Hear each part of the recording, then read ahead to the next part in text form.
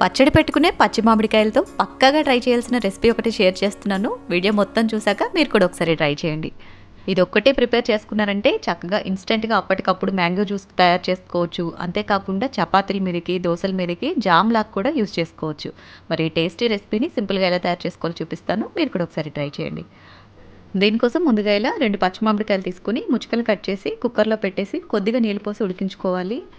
నేను ఇక్కడ మా చెట్టు నుంచి రాలిపడ్డ కాయలతోటి ప్రిపేర్ చేస్తున్నానండి. మీరు పచ్చడి మామిడికాయలతో కానీ లేదంటే నార్మల్గా బయట దొరికే ఏ మామిడికాయలతో అయినా సరే మీరు ప్రిపేర్ చేసుకోవచ్చు. ఇందులో కొద్దిగా నీళ్లు పోసేసి ఒక 2-3 విజిల్స్ ఉడికించుకున్నారంటే మామిడికాయలు ఈ విధంగా మెత్తగా ఉడికిపోతాయి. ఇలా మెత్తగా ఉడికిపోయిన వాటిని కొంచెం చల్లారనివ్వండి. వేడి మీద తీయాలి అంటే కష్టం కదా. కొద్దిగా చల్లారిన తర్వాత చాక్ తోటి ఈ పల్ప్ అంతా కూడా సపరేట్ చేసుకోవాలి. తొక్క తీసేసి పల్ప్ అంతా కూడా ఈ విధంగా నీట్గా చాక్ తోటి సపరేట్ చేసుకోవాలి. ఇక్కడ నేను తీసుకున్న 2 మామిడికాయలకి కరెక్ట్గా 1 కప్పు గుజ్జు అయితే వచ్చింది. ఇప్పుడు గుజ్జుని మిక్సీ జార్లో వేసుకుని బాగా మెత్తగా గ్రైండ్ చేసుకొని తీసుకోవాలి. ఇలా మామిడికాయ గుజ్జు మొత్తం కూడా బాగా మెత్తగా గ్రైండ్ చేసుకొని తీసుకోవాలి. ఈ విధంగా గ్రైండ్ చేసుకున్న తర్వాత మనం మామిడికాయ గుజ్జు కొలుచుకున్న అదే గిన్నెతోటి సేమ్ క్వాంటిటీలో పంచదార తీసుకోవాలి.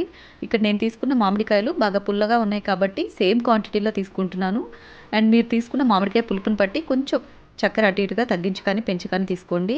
అండ్ ఇందులోకి 1 కప్పు నీళ్లు పోసేసి చక్కెర మొత్తం కూడా కరిగిపోనివ్వాలి. కరిగిపోయిన తర్వాత మనం ముందుగా గ్రైండ్ చేసి పెట్టుకున్న మామిడికాయ గుజ్జు అంతా కూడా వేసేసుకుని చక్కగా ఇది చక్కెర పాకంలో కలిసిపోయేట్టు ఈ విధంగా కలుపుకుంటూ ఉడికించుకోవాలి.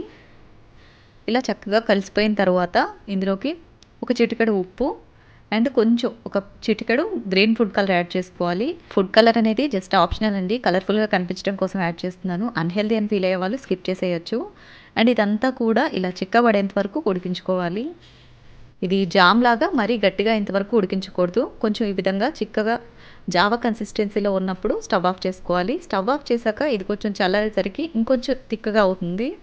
చూడండి ఈ విధంగా తిక్కగా అయిన తర్వాత ఇందులోకి నిమ్మరసం యాడ్ చేసుకోవాలి. నిమ్మరసం యాడ్ చేయడం వల్ల నెక్స్ట్ ఇంకా ఇది గట్టిపడిపోకుండా ఉంటుంది. ఇలా ఒక హాఫ్ బద్ద నిమ్మరసం యాడ్ చేసుకుని పూర్తిగా చల్లారిన తర్వాత ఏదైనా ఎయిర్ టైట్గా ఉండే కంటైనర్లోకి తీసుకొని స్టోర్ చేసుకున్నారంటే ఈజీగా మీకు 3 మంత్స్ వరకు కూడా ఫ్రెష్గా ఉంటుంది.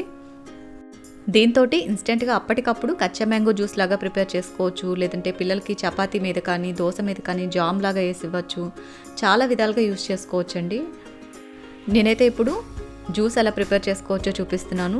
అండ్ గ్లాస్ డెకరేట్ చేసుకోవడం కోసం జస్ట్ ఇలా కొంచెం ఉప్పు కొంచెం కారం కలుపుకొని ఒక ప్లేట్లో వేసుకుని గ్లాస్ ఎడ్జ్కి నిమ్మరసం పట్టించాలి. జస్ట్ ఇలా కొంచెం నిమ్మకాయని రుద్దేశారంటే ఆ తడికి ఈ పొడి కారం ఉప్పు అనేది చక్కగా గ్లాస్ ఎడ్జ్కి పట్టేస్తుంది. చూడటానికి చాలా బ్యూటిఫుల్గా ఉంటుంది. అండ్ ఇందులోకి కొన్ని ఐస్ క్యూబ్స్ యాడ్ చేసుకుని మనం ప్రిపేర్ చేసుకున్న కచ్చా మ్యాంగో జామ్ కూడా ఒక 2 to 3 స్పూన్స్ వరకు యాడ్ చేసుకోండి. ఒక గ్లాస్కి చిన్నపిల్లలకైతే 2 స్పూన్లు అండ్ పెద్దవాళ్ళకైతే ఒక 3 స్పూన్ల వరకు యాడ్ చేయండి. కరెక్ట్గా సరిపోతుంది. అండ్ ఇందులోకి ఐస్ వాటర్ కానీ సోడా కానీ వేసుకుని చక్కగా అంతా మిక్స్ చేసుకున్నారంటే ఎంతో టేస్టీ అయిన కచ్చా మ్యాంగో జ్యూస్ రెడీ. మీకు కావాలి అనుకుంటే ఇందులోకి సబ్జా సీడ్స్ కానీ లేదంటే డ్రై ఫ్రూట్స్ కానీ యాడ్ చేసుకోవచ్చు. ఇంకా టేస్ట్ అనేది ఇంక్రీజ్ అవుతుంది. అంతే, ఎంతో టేస్టీ అయిన కచ్చా మ్యాంగో జ్యూస్ రెడీ. చాలా చాలా టేస్టీగా ఉంటుందండి. తప్పకుండా ఈ సమ్మర్కి ట్రై చేయండి. అండ్ ఈ వీడియో నచ్చితే లైక్ చేయండి. ఇలాంటి మరిన్ని ఇంట్రెస్టింగ్ వీడియోస్ని మిస్ అవ్వకుండా చూడాలి అనుకుంటే మినీ టీవీ రేణుస్ కిచెన్ ఛానల్ని సబ్స్క్రైబ్ చేసుకోండి. Thank you for watching. మరో మంచి వీడియోతోటి మళ్ళీ కలుద్దాం.